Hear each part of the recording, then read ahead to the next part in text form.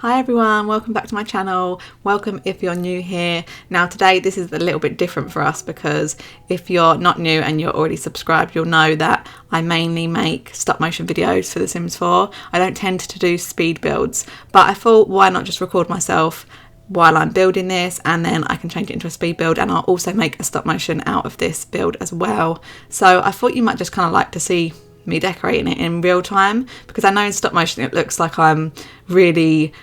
I really know what I'm doing and where I'm going to put things straight away, but obviously that's not the case. I do spend ages picking dining room table chairs, and it's just, I build like a normal person, so I just thought it might be nice to kind of see that today. So today we are decorating one of the Stonestreet Apartments that came with the Eco Lifestyle Pack. This one is number 3, and I'm decorating it when the world is messy still, so the windows haven't been changed. This is what it will originally come like when you open the world of Evergreen Harbour, and I am decorating this as a 2-bedroom apartment. So originally it was a 1-bedroom apartment. It had a big bedroom across the back, but I just felt like it was kind of a waste of space, especially because it was so big, and I've made it into 2 bedrooms now, and I just think the space is utilised a lot more.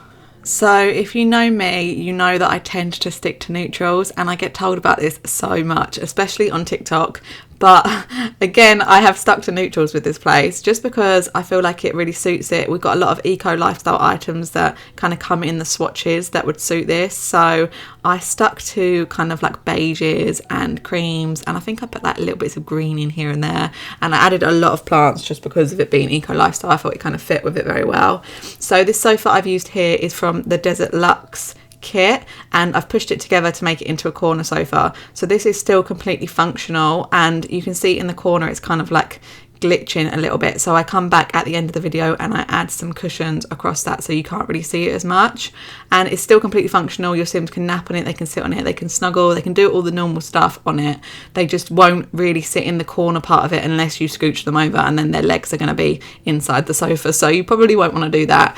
But apart from that, it is completely functional. And a lot of people ask me, because I've already posted this on TikTok, why I didn't use the Dream Home Decorator sofas that you can make into a corner sofa easily. And I tried them in this build, but I just didn't really think that they fit very well, so I just did this, and I really like how it turned out. If you want to change it for the Dream Home Decorator one, then feel free. This apartment is already up on the gallery and it's saved as a room, so all you need to do is you need to go onto the apartment, you need to completely bulldoze everything that's there, and then you can place this room on top of the apartment. And I've deleted some walls over the doors so that it would save as one room, so all you've got to do is put those walls back and it will be exactly as you see it here. So now I'm moving on into the kitchen, and this kitchen in this apartment was originally on the other side where the living room is, and it was in its own room, and it was a very small little room. So I thought I would make the kitchen dining living area all open plan, and I like how this kitchen kind of fits in this little corner, so it is kind of still in its own section, which I really like, and it's got everything that you need in there. I know it's small, but it's still all completely functional. I made sure to leave a counter that was free so that your Sims could still prepare the food. And I added some clutter from the Cool Kitchen Stuff Pack, which I really love, especially this chopping board that I'm putting down now. I love that item so much, and I love putting one on top of it as well and moving it out with the tool mod just so that it looks like more realistic, because I don't know about you, but I have like a stack of chopping boards in my kitchen, all for different things, so I really like that. And you'll probably have seen me messing around with the kitchen cabinets, especially above the fridge. I know it sounds really silly, but I like my Sims to be able to get into their kitchen cabinets, and I know they don't actually use them, but I want it to look as realistic as possible. So I went with this corner cabinet above the fridge just so that your Sims can still get in there and they won't be blocked by the fridge. Not that it matters, but it just matters to me. And I'm putting this rug down now, which is from the Laundry Day Stuff Pack, and I do come back later and swap that out for a different one just because it was the only item that I used from Laundry Day. So I thought for like the sake of one pack it wasn't really worth it. And I also did that with a lamp that I placed down in a minute, which was from Seasons, so I swapped that out for a lamp from High School Years. And now I'm just doing the dining room section, which turned out really, really cute. I love it so much. I put the chairs from Dream Home Decorator there in the yellow swatch, so it kind of tied in with the curtains. And I'm about to mess around with a rug for underneath the table. So I first start with a rug from high school years. It's like the biscuit rug.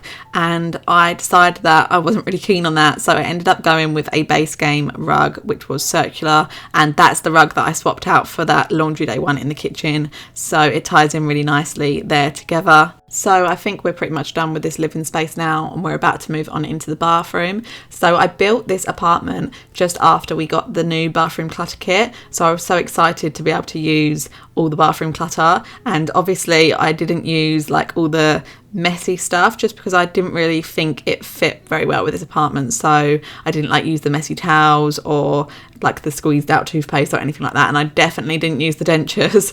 So we're moving on into there now, and I stuck with the neutral theme obviously. So this is quite a big bathroom, so I wanted to have a bath and a shower, and it took me a minute to kind of figure out the layout of this bathroom and how I wanted it to work, but I ended up with going with the shower on the left and the bath on the right. And I do come back and swap the direction round of that bath just so that when your Sims are sitting in it, they're facing the other way, because when I play tested it, I didn't really like how it looked with them facing that way. So I swapped that out, and then you've got a counter with your sink and the toilet on the other side.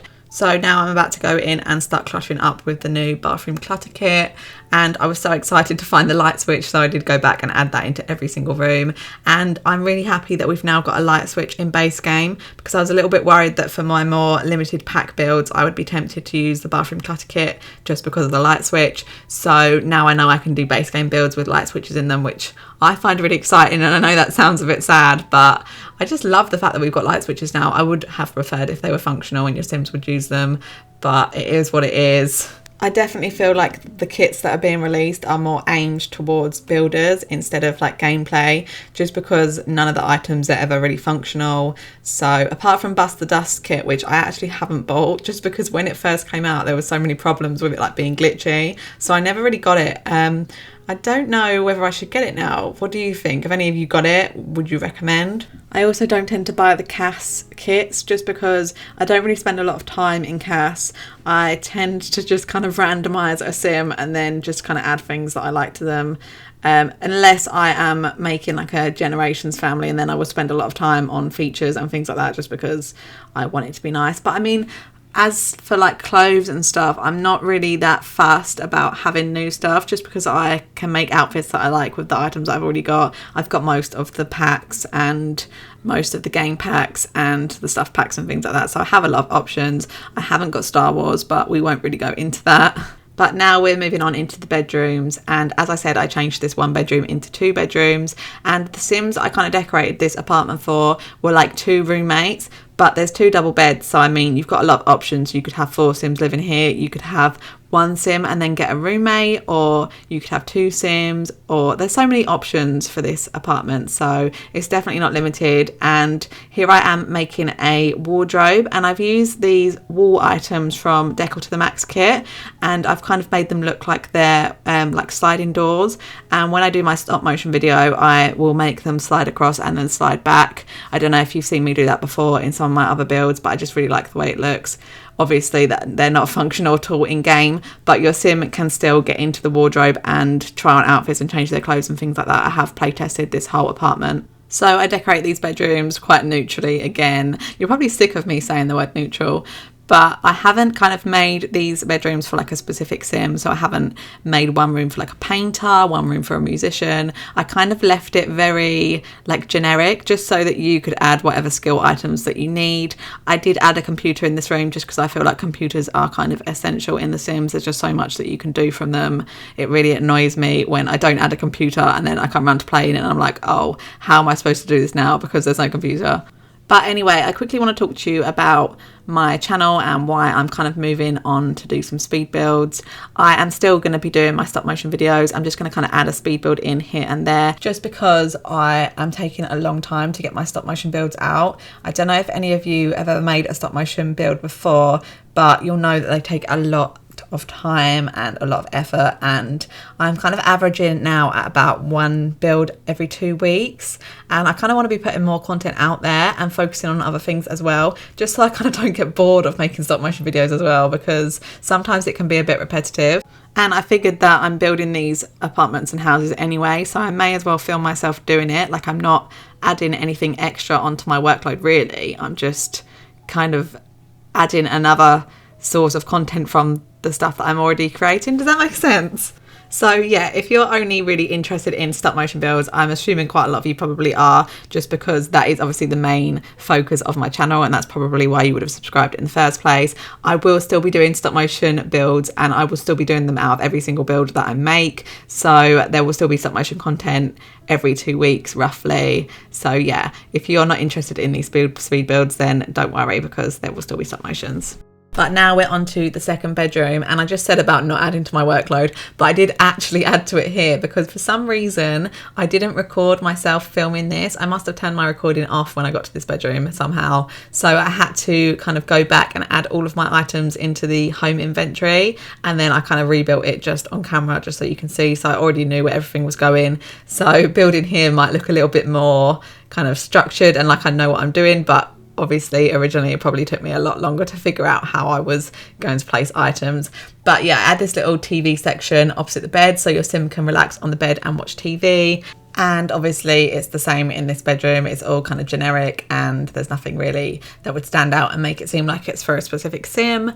And we are pretty much done with this build. I do go back in a minute and add the cushions in the living room, and I do that with the tool mod. So I've used items that are from Spa Day. I think they're like meditation kind of items, but they look like cushions. So when you rotate them, they're like these really cute circular cushions. So I put those on the sofa and I sized some of them down, and that is pretty much it. So thank you for watching, and if you liked this video, please subscribe to my channel, leave me a comment, let me know what you think. Let me know if you recommend the dust kit as well, because I really want to know if I should get that. And I hope you all have a lovely day, and I will see you in the next one. Bye.